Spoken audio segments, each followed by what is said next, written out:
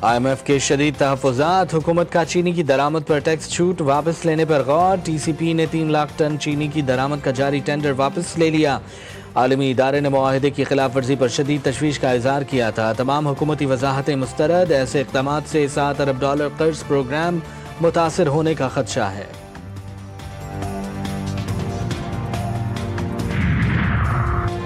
Sugar mills ایسوسی ایشن کی حکومت کو چینی کی قیمت کم کرنے کی یقین دہانی۔ وفاقی وزیر رانا تنویر حسین کی زیر صدارت چینی کی قیمتوں سے متعلق اجلاس میں پاکستان شوگر ملز ایسوسی ایشن کے چیئرمین اور سینئر ممبران نے شرکت کی۔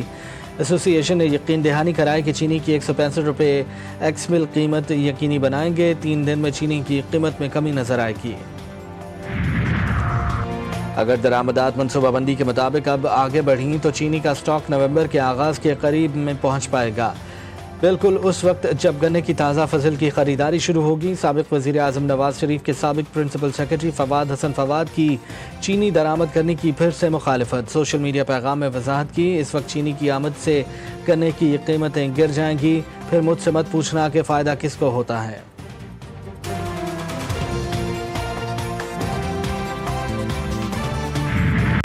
مہنگی ہو گئی ہے، 220 روپے کلو، کوئی پوچھنے والا نہیں ہے۔ 500-1000 روپے کماتے ہیں، گھر کے 1500 روپے خرچ ہے۔ تنخواہیں آپ کی 50,000 روپے ہو، خرچہ آپ کا $1,00,000 روپے، تو آپ کیا کرو گے؟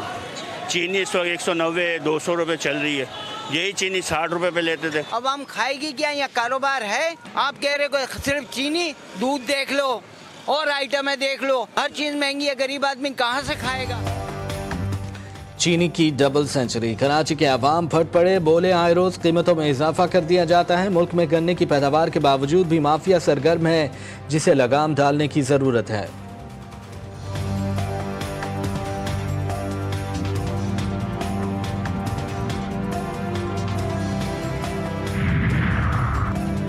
وزیر خزانہ کا عالمی ریٹنگ ایجنسی موڈیز کے ساتھ ورچوئل اجلاس، پاکستان کی معیشت میں بہتری، IMF پروگرام کی کامیابی، ٹیکس اصلاحات پر تفصیلی بریفنگ۔ عالمی ادارے کی جانب سے پاکستانی معیشت پر اعتماد کا اظہار۔ محمد اورنگزیب کا کہنا تھا کہ امریکہ کے ساتھ جاری ترجیحی ٹیرف پر مذاکرات حوصلہ افزا ہیں۔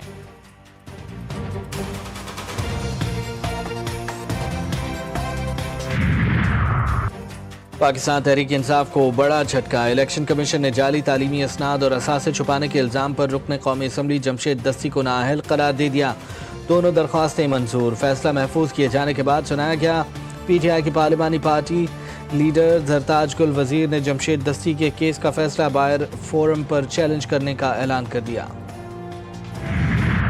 جی کے 90 دن میں R&R ان کا مطلب یہ تھا کہ جی ایٹ لیسٹ 90 ڈیز میں تو کوئی آؤٹ کم ہونا چاہیے۔ خان صاحب کی تحریک شروع ہو چکی ہے اور خان صاحب کہہ چکے ہیں کہ جی اس کا پیک ہوگا 5 تاریخ کو، اور 5 تاریخ خان صاحب کے اریسٹ کے 2 سال پورے ہو جائیں گے۔ پارٹی کسی اور جماعت کی مرضی یا پسند ناپسند پر نہیں چلتی، ہم تحریک بھی چلائیں گے لیکن ہم کوئی گوریلا فورس نہیں ہیں۔ چیئرمین PTI بیرسٹر گوہر نے علی امین کے 90 روز میں R&R کے بیان کو معمول کا حصہ قرار دے دیا۔ پیغام دیا کہ علی امین کو بانی PTI کی حمایت حاصل ہے۔ بانی کہہ چکے ہیں کہ مذاکرات کے دروازے بند ہیں۔ بانی PTI کی ہمشیرہ علیمہ خان نے سوال کیا کہ اس وقت کس چیز پر مذاکرات کرنے ہیں، مذاکرات کے خواہش مند بتائیں کہ کن نکات پر بات چیت ہونی ہے۔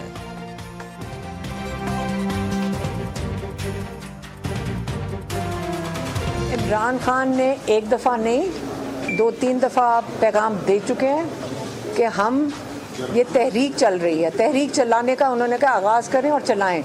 اب اس کے آگے آپ اگر انہوں نے پہلے پچھلی دفعہ کہا تھا کہ ڈاکٹر عظمیٰ بتا رہی کہ انہوں نے کہہ چکے ہیں کہ دروازے بند ہو چکے ہیں، اور ہمارے انہوں نے سارے دروازے بند کر دیے۔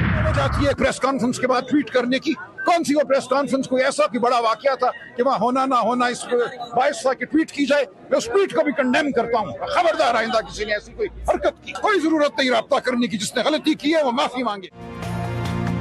تحریک شروع ہونے سے پہلے ہی PTI میں اختلافات، سلمان اکرم راجہ کا کہنا ہے کہ عالیہ حمزہ کا کام ٹویٹ کرنا نہیں، وہ معافی مانگے ورنہ کارروائی ہوگی۔ لاہور میں صحافیوں سے گفتگو کرتے ہوئے واضح کیا کہ مرزا آفریدی کے فارم ہاؤس جانے سے ان کا کوئی تعلق نہیں، تحریک انصاف کسی کو پیسے کی وجہ سے ٹکٹ نہیں دے گی۔